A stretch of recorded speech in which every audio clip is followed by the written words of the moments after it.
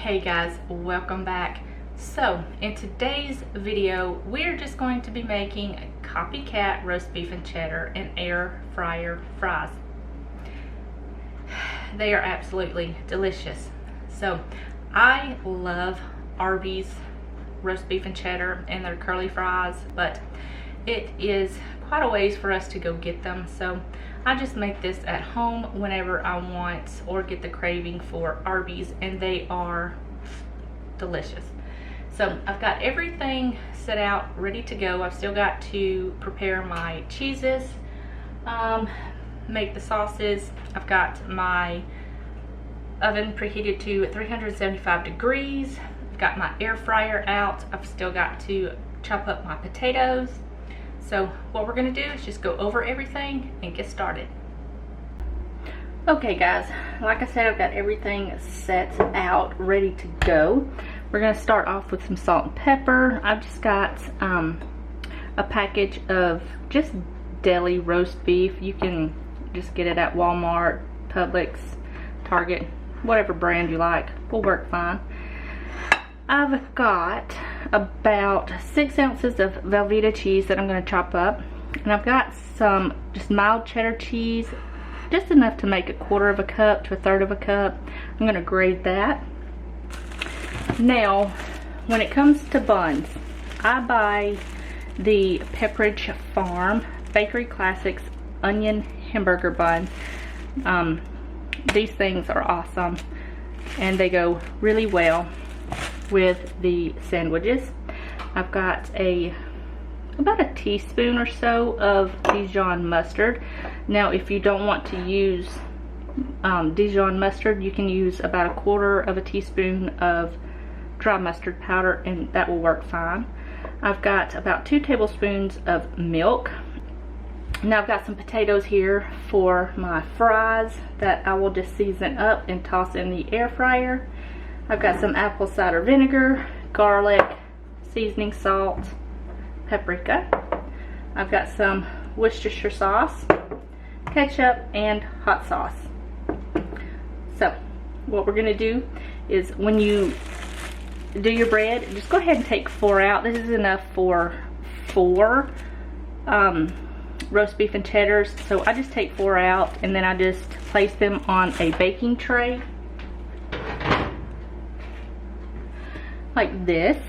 Just, you know, lay them out on a baking tray. We're going to bake these for about 5 to 10 minutes, give or take, just until they get golden brown.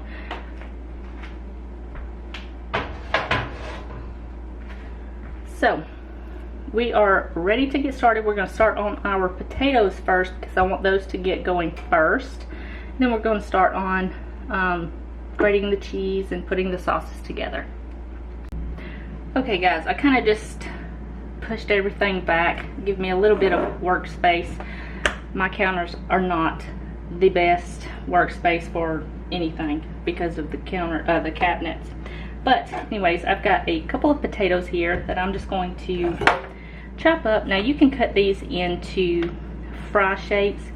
I'm just going to cut them in like little rings, but you can cut them however you like.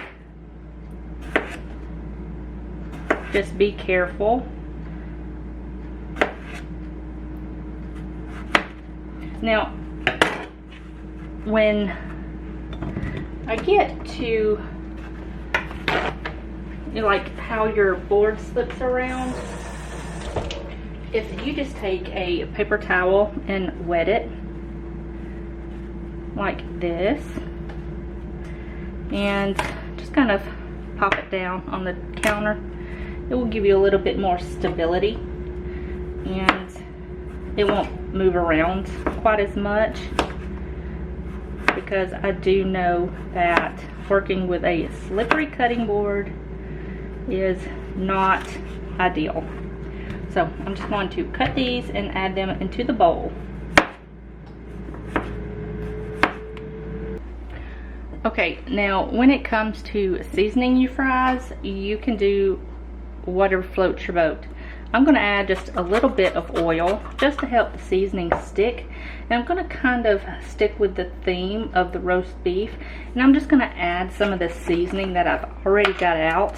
So I'm going to add just a little bit of seasoning salt and a little bit of paprika for color.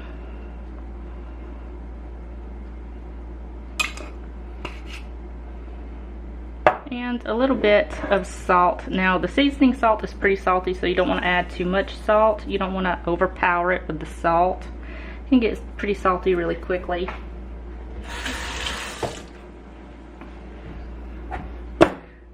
So now we're just going to give these a toss. Make sure they're really well coated in that seasoning.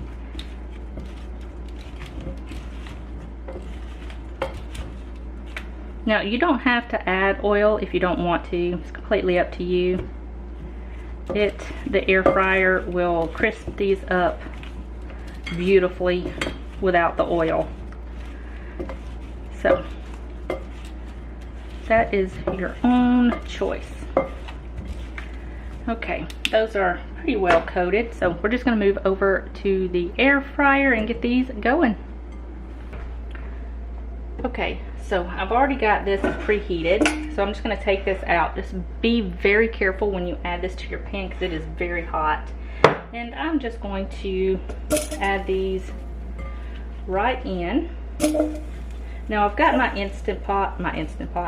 my air fryer here set to 375, and I'm going to cook these for about 14 to 15 minutes and just kind of go from there and see where we are at.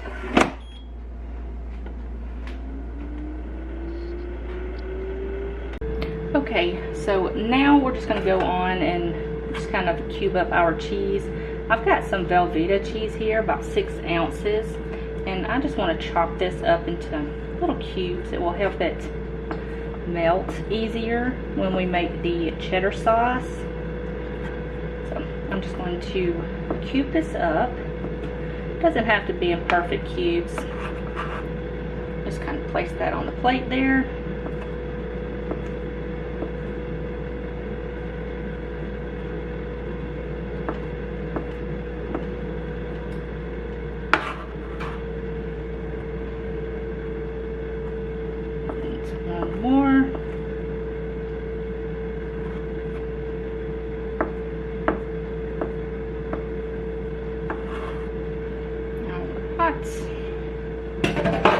Wash my hands. Now we're just going to grate up this cheese. Now I've just got maybe 2 ounces of cheese here. Now I like to use the Tillamook cheese. You can use whatever brand that you like. So I'm just going to grate this up. I'm not sure if you can see that, but I'm just going to grate this up and place it on my plate here with the cheese. Okay, so I've got both of my cheeses ready to go. We're just going to pretty much move everything except for the roast beef over to the stove, and we are going to make our copycat RB sauce and our copycat cheddar cheese sauce. So let's move over there. Okay, so first we are going to start off with our copycat RB sauce. We're just going to start off in a small pan. Now I've got this pan heating over about medium low, right in between medium low and low. So we're just going to go in and add in some ketchup. You're going to add in about half of a cup of ketchup. I'm going to add that right into your pan.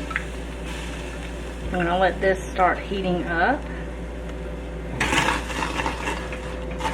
Now if the pan's too hot, go ahead and cut it down to low. You don't want it to burn. Okay, and to this we are going to add about a teaspoon of apple cider vinegar. Let's shake this up really quick. It's done settled So we're just going to add a teaspoon of this. This is going to add a ton of flavor. Okay. About a teaspoon of Worcestershire sauce. This is going to add a nice depth of flavor. So about a teaspoon of that.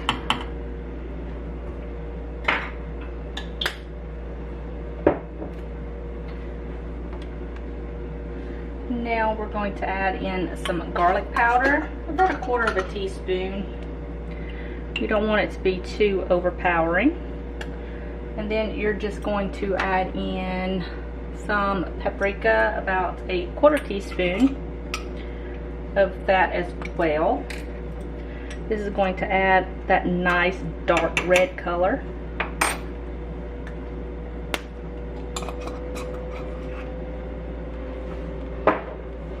And a little bit of seasoning salt, about a quarter of a teaspoon. This is also going to add a ton of flavor.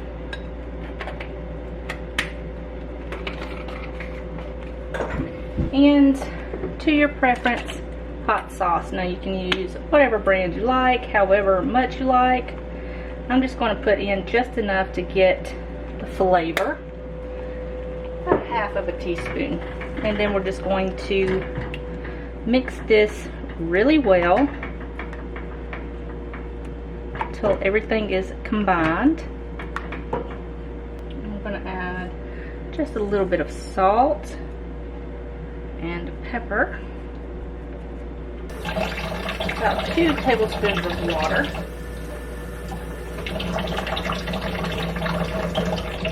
just to thin it out just a bit, and mix this together. You don't want it too thick, but you don't want it too thin.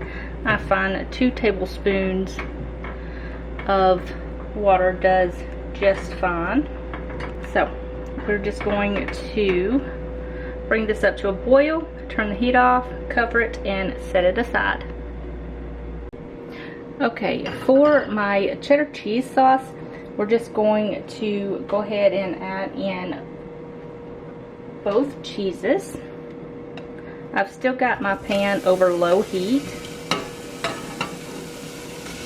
so that way the cheese doesn't burn. You're going to go ahead and add in your milk. This will just help everything come together. Now all you're going to do is whisk this until everything is completely smooth. Okay, it's been just a couple of minutes and it's come together really well. Now if it's too thick for you, you can certainly add in more milk if you need to, just to make it thin. Or, well, not too thin. You want it thick but pourable. So now what we're going to do is add in some seasoning salt, just about 1/8 of a teaspoon, and about 1/8 of a teaspoon of paprika, and your mustard. Just pop that right down in there and give this a mix. And get that all well combined in there. And it's quite colorful and it smells absolutely delicious. So now that that's all mixed in and well combined, we are just going to cover this, turn this heat off, cover it, and set it aside. And then we will assemble our beef and cheddar. Okay, so I've got my little assembly line here, and my my bread stayed a little bit too long in the oven, but that's okay. What you're gonna do is just take some of this sauce and place it on the bottom, and then you're just gonna take however many slices of roast beef that you want and just kind of pile it on. However which way you like it. You can add a little, you can add a lot. It's completely up to you. All right. Then you're just going to drizzle over some of your Arby's sauce. Now, if it gets too thick, you can just pop it back into the saucepan and let it heat back up, because it will thicken up. And then on your other piece of bread, you're going to add just a bit more Arby's sauce, or you can drizzle a little bit on top, however you like. And then you are done.